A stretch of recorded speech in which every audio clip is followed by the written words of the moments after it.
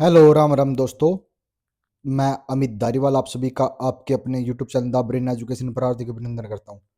आइए, आप सारे अच्छे होकर अपनी तैयारी को ऐसे ही कंटिन्यू रख रहे। जो भी बच्चा एएलएम, एसए और जेई की तैयारी कर रहा है, तो उसके लिए हमने सेशन स्टार्ट किया है कौन सा, हैंड रिटन नोट्स का। और ये नोट्स इतने ज़्यादा इंपॉर्टेंट है कि लास्ट टाइम जब आपका 2022 में एग्जाम हुआ था,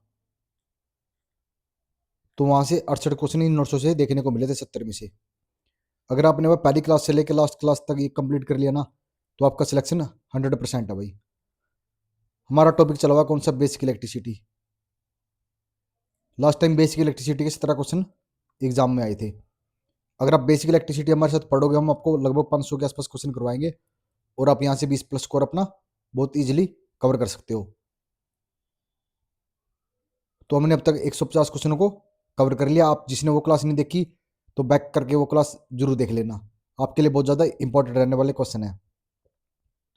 चलो अपनी क्लास की शुरुआत करें। आज का पहला क्वेश्चन, न्यूटन की खोज किसने की थी?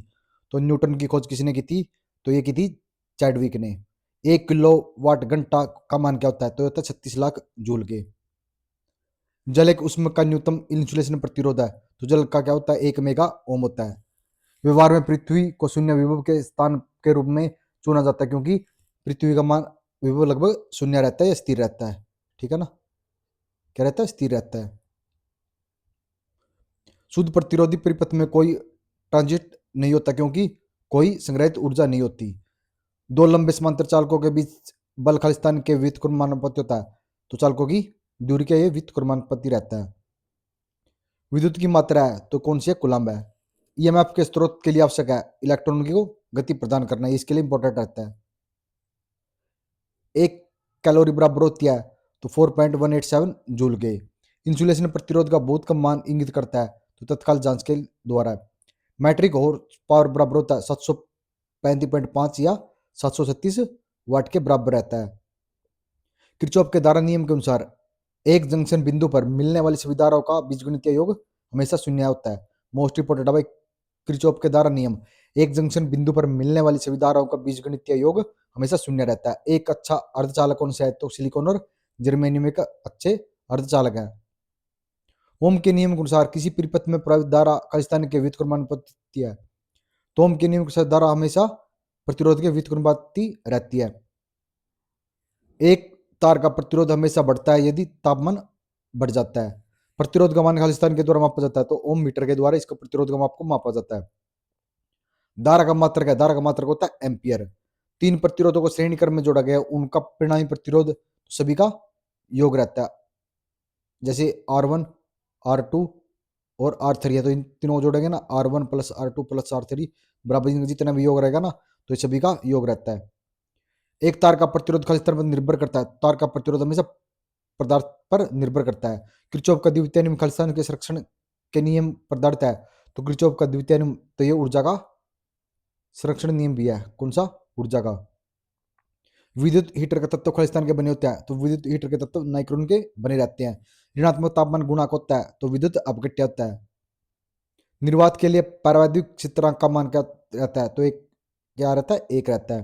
पेपर संतुलन में टॉलरेंस पेपर की प्लस माइनस 5% से लेके 10% रहती है। मोस्ट इंपोर्टेंट है भाई। लघु परिपथ परिपथ की स्थिति में धारा का प्रभाव होता है, तो ये होता है अधिकतम।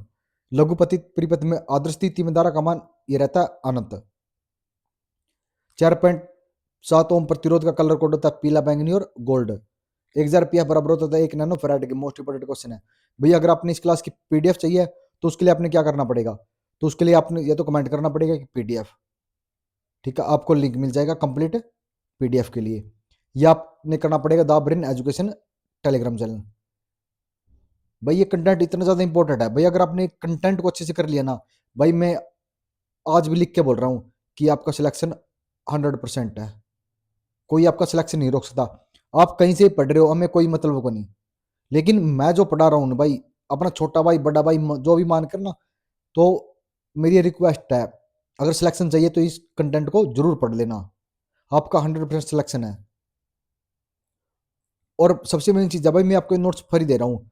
और आज के टाइम आजकल तो फ्री कोई कुछ भी नहीं मिलता, लेकिन मैं अपने ये हैंड रिटन नोट्स आपको फ्री मिल रहे हैं, तो इससे ज़्यादा क्या ही कर सकता हूँ भाई। और नेक्स्ट टॉपिक आपने कमेंट करना है कि नेक्स्ट टॉपिक आपने कौन सा पढ़ना है, तो उसके हैंड रिटन नोट्स प्रिपेयर करके आपको नेक्स्ट टॉपिक पढ़ाया जाएगा।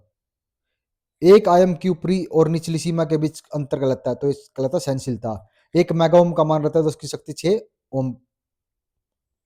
दिए गए लंबाई वाले तार के अनुप्रस्थ काट क्षेत्रफल को दोगुना कर दिया जाए तो इसका प्रतिरोध, अगर भाई लंबाई वाले तार का अनुप्रस्थ काट का क्षेत्रफल दोगुना कर दिया जाए तो प्रतिरोध प्रतिरोध रह जाता आधा। एक चालक में उत्पन्न उष्मा समानुपाती होती है तो धारा के वर्ग के। विभवांतर जिसके कारण विद्युत रोधन विफल हो जाता है तो ब्रेकडाउन वोल्टेज। इंसुलेशन प्रतिरोध खालिस्तान में मापा जाता है तो इंसुलेशन प्रतिरोध को हमेशा मेगा ओम में मापते हैं।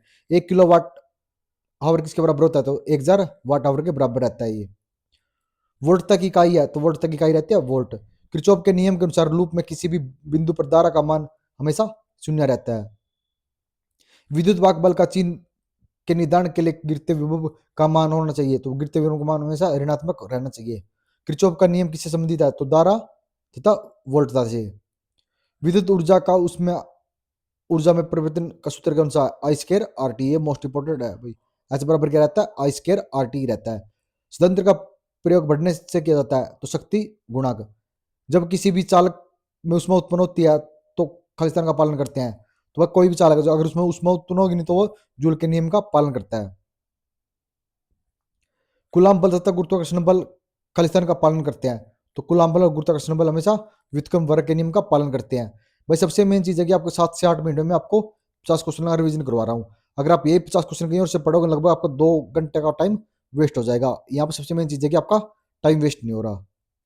सक्रिय अवयव परिपथ के वे सभी अवयव जो ऊर्जा प्रदान करते हैं, जो तो ऊर्जा प्रदान करते हैं वो कौन से है, सक्रिय अवयव कहलाते हैं। कौन कौन से होते हैं, वोल्टेज स्रोत होता है, दर स्रोत होता है, सेल होती है, बैटरी होता है, जनरेटर होता है, ट्रांजिस्टर होता है और ऑपरेशन एम्पलीफायर, ये सभी सक्रिय अवयव है। एक बार इनको जरूर देख लेना। सक्रिय अवयव कौन कौन से, परिपथ के सभी अवयव जो ऊर्जा प्रदान करते हैं। तो ऊर्जा में कौन कौन प्रदान करता है, तो ऊर्जा में वोल्टेज स्रोत से, दर स्रोत से, सेल से, बैटरी से, जनरेटर से, ट्रांजिस्टर से, ऑपरेशन एम्पलीफायर आदि से प्राप्त होती है। ये सब अरे कौन से, ये सब सक्रिय तत्व रहते हैं। उसके बाद अब निष्क्रिय अवयव, परिपथ में प्रयुक्त हुए सभी अवयव जो हमें ऊर्जा ग्रहण करते हैं। तो ऊर्जा ग्रहण कौन से करते हैं, प्रतिरोध करता है, प्रेरक करता है, स्वतंत्र करता है, बल्लभ करता है, ट्रांसफार्मर करता है। एक बार जरूर देख लेना निष्क्रिय अवयव, परिपथ में प्रयुक्त हुए सभी अवयव जो ऊर्जा ग्रहण करते हैं। ऊर्जा ग्रहण करते हैं उन्हें तो निष्क्रिय अवयव कहते हैं। कौन कौन से होते हैं, प्रतिरोध होता है, प्रेरक होता है, स्वतंत्र होता है जिसे हम कैपेसिटर बोलते हैं, बल्लभ होता है और ट्रांसफार्मर, ये सब क्या रहते हैं, तो ये सब रहते हैं निष्क्रिय अवयव। भाई आज हमने 195 तक कवर कर लिए। कितने, 195 तक। भाई अगर आपको सेशन अच्छा लग रहा, भाई जितने आप 50 से 60 बंदे जो बच्चे जो डेली वीडियो देख रहे हैं, भाई मैं आपको बोल रहा हूँ आपका सिलेक्शन 100% है। जिस दिन आप एग्जाम देके आओगे ना, उस दिन मैं एक एक स्क्रीनशॉट दिखा दूंगा कि इस पेज से इतने क्वेश्चन आए हैं। लास्ट टाइम एक पेज से 3-3 क्वेश्चन देखने को मिले थे भाई। और इसके बाद भाई 20 से 25 पेज में जब आपका एग्जाम नजदीक आ जाएगा, तो 20 से 25 पेज में लगभग आपकी 2 से 3 क्लास में इतना बेस्ट क्विक रिवीजन करवा दूंगा कि वो क्विक रिवीजन ये होगा कि उस 20 पेज में कंप्लीट थ्योरी का रिवीजन है, एंड मतलब शॉर्ट फॉर्म में। जो बच्चा पहली क्लास से जुड़ेगा लास्ट क्लास तक वो तो उन 20 पेज को कवर कर लेगा, क्योंकि उसको तो सिर्फ एक बार देखने है, उसका तो रिवीजन कंफर्म है। लेकिन भाई जो सोच रहा है नहीं पहली बारी कि मैं एग्जाम के टाइम रिवीजन कर लूंगा, भाई पॉसिबल है को नहीं। सबसे मेन चीज ये है। और मैं आज भी बोल रहा हूँ, आप कहीं से भी पढ़ रहे हो भाई, मेरे कोई मतलब को नहीं ना। तो सबसे मेन चीज है कि पढ़ाते क्यों, ना तो मेरे को व्यूज को मतलब, ना मेरे को सब्सक्राइब से मतलब। आप लाइक शेयर कमेंट करो। सिर्फ मैं ये बोल रहा हूँ, आप ये कमेंट कर दे रहे हैं कंटेंट में जेन्युइन है या नहीं है। लाइक शेयर मेरे कोई मतलब को नहीं। लेकिन उन 50 बंदों को बोल रहा हूँ लास्ट तक जुड़े रहो। आपका सिलेक्शन 100% है, 100% आपका सिलेक्शन। कोई भी आपका सिलेक्शन नहीं रोक सकता। जब लास्ट टाइम 68 क्वेश्चन देखने को मिले थे ना, और इस बार भी मैं तो ये बोल रहा हूँ इस बार इतना इंप्रूवमेंट कर दिया कि 70 के 70 क्वेश्चन यहीं से देखने को मिलेंगे। इसके बाद न्यूमेरिकल कराऊंगा भाई 150 क्वेश्चन बेसिक इलेक्ट्रिसिटी के। उन न्यूमेरिकल को देख लेना और आप कंपेयर कर लेना जो आजकल मार्केट में चला हुआ है। ठीक है ना। आज आपने देख रहे हो कि 3000 के आसपास सब्सक्राइबर है। चाहे मेरे 3 लाख हो जाए चाहे 30 लाख हो जाए, इलेक्ट्रिशियन थोड़ी और हरियाणा जी को आपको उस दिन भी फ्री ऑफ कॉस्ट मिलेगी। आपको एक भी रुपया देने की जरूरत नहीं पड़ेगी पूरी जिंदगी, अगर हम यूट्यूब पर पढ़ाते रहे। और आपके लिए तो भाई मैं 8 घंटे ड्यूटी करने के आने के बाद भी आपके लिए टाइम निकाल रहा हूँ इलेक्ट्रिकल वालों के लिए, क्योंकि आप बकला गए हैं। क्यों? सबसे मेन चीज़ है आपके जो हरियाणा में टीचर है इलेक्ट्रिकल की, उन्होंने इतने बैच निकाल रखे हैं कि बच्चा कंफ्यूज हो रहा है किसका बैच लूँ मैं, किसका लूँ। हम बिना बैच सिलेक्शन लेके दिखाएंगे भाई। अगर उनसे 40 क्वेश्चन भी आगे ना पढ़ाए वैसे, तो हम यूट्यूब डिलीट करके चले जाएंगे। एक एक पेज से 3 3 क्वेश्चन आए हुए दिखाऊंगा, 3 3 क्वेश्चन। अब आपने देखना कि आपने पढ़ना है नहीं पढ़ना। ठीक है, मिलते हैं नेक्स्ट वीडियो में, तब तक बने रहिए। जय हिंद, जय भारत।